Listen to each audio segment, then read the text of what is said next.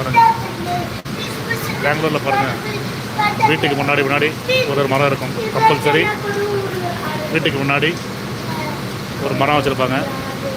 தமிழ்நாட்டிலும் இதுபோல் தொடர்ந்து வீட்டின் முன் மரங்கள் வளர்க்க வேண்டும் என்று தங்களை எல்லாம் அன்புடன் கேட்டுக்கொள்கிறேன்.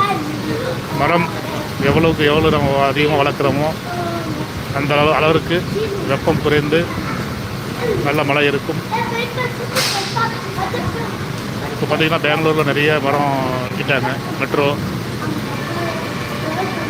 ட்ரெயின் போடுறதுக்காக, ரோடு அகலம் பண்ணுறதுக்காக நிறைய வெட்டிட்டாங்க.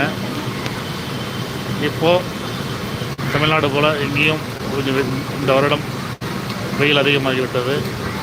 நீங்களும் இதை பார்த்து கொண்டிருக்கிற தமிழ்நாட்டில் இருக்கிற அனைவரும் தங்களால் முடிந்த அளவுக்கு மரம் வளர்க்க வேண்டும்.